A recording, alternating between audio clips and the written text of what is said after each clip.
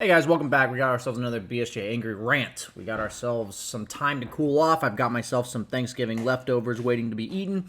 And I've got here to talk about a pub I just got super frustrated in that, recovery, PMA. But we're going to talk about how game ruining a last pick can be.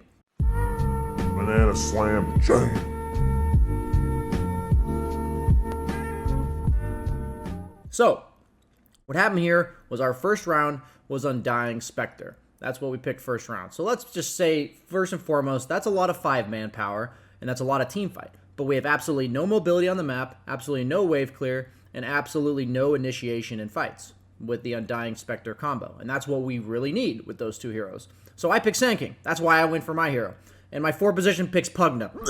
So, we've now doubled down, tripled down, on the fact that we have absolutely no catch other than the Sand King, and we have no mobility on the map, and virtually no tower defense or wave clear. So as a Sand King, my only job in this game, I'm the only hero in the game that offers tower defense and initiation. So my hero has to do both of those things. So if we're understanding Dota from the bigger picture, we look at our draft and say, our last pick, we see Ursa, Viper, Shadow Demon, and Mirana. They didn't show the Weaver yet. So we see 4 of their heroes. And I say, we need initiation, and we need mobility, and we need the ability to play the map while Spectre's Haunt is on cooldown. So either, because Sand King's job right now is to initiate as well as defend towers, this mid lane hero needs to be either able to survivably defend towers, or it needs to be able to initiate on the map such that the Sand King can do that. Because those are 2 jobs that every lineup needs, and right now the only hero that does them is one hero. There's only one hero on our entire lineup that can do that. And they have no instant disables. None. All they have are slows. And so this is an example of a rank 170 player picking for the lane rather than picking for a decent game plan. Obviously, he picks for the lane, Lina against Viper. His early game goes pretty well. And then he's just fucking useless. Why? Because his 2 survivability items that are built on Lina, which you absolutely need survivability items against a hero like Ursa, are countered by Shadow Demon ult.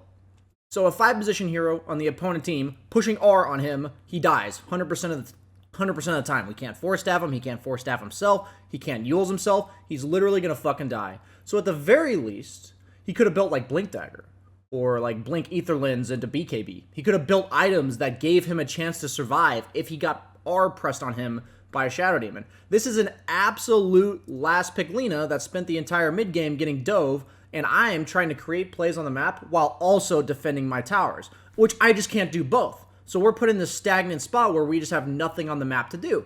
And then you may ask yourself, well, BSJ, isn't it the Pugna that ruined the draft? Well, Pugna tripled down on what we had in the first round, which means that was a dog shit pick as well. And guess what he got to do all game? Basically nothing, just fed, died over and over again because his abilities are also countered by Shadow Demon, which was first rounded, by the way.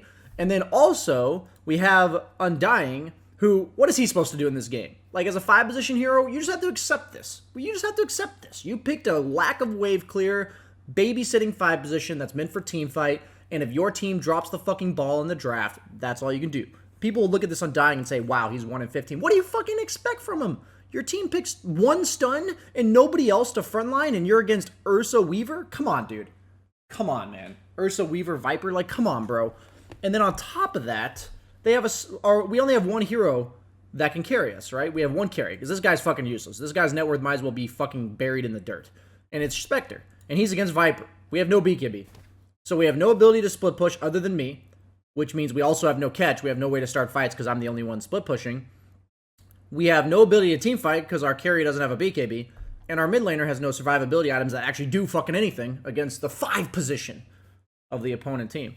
These are the situations where it is so important to round off your draft, thinking about jobs in the game that I have talked about over and over again, and it's just proof of how little drafting brain usage there is, even at the top 175 players of the North American region.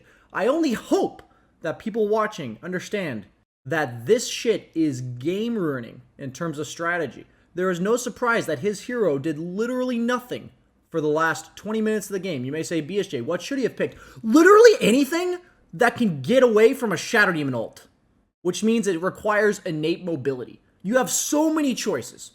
Storm, Ember, Void Spirit. You may say BSJ, he's against a Viper. So what? It doesn't matter if you win your lane if your hero's just fucking dog shit for the rest of the game.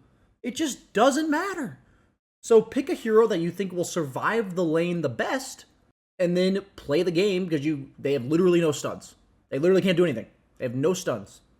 But yet I'm a Sand King trying to play the map, getting 4-man ganked over and over again because I'm the only one that can actually push lanes aggressively. And it's just such a frustrating game because it's a game where if you watch it back, you guys want the ID.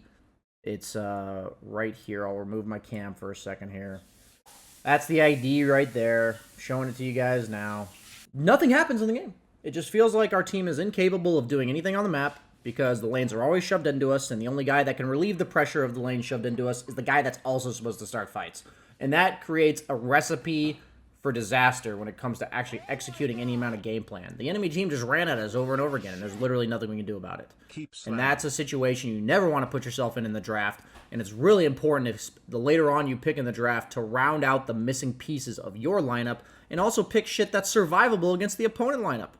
All that really matters. Laning stage dominance comes next. If you pick a hero that not only has a good laning stage, but also fits the game plan really well, that's when you've nailed the sweet spot. But sometimes there just isn't a hero that does both. Thanks for watching, everybody. Hope you enjoyed the video. If you liked this video, please like, comment, subscribe to the YouTube channel, all that shenanigans, because at the end of the day, YouTube does care about that. You may not care about it, I may not care about it, but the YouTube algorithm does. So please do.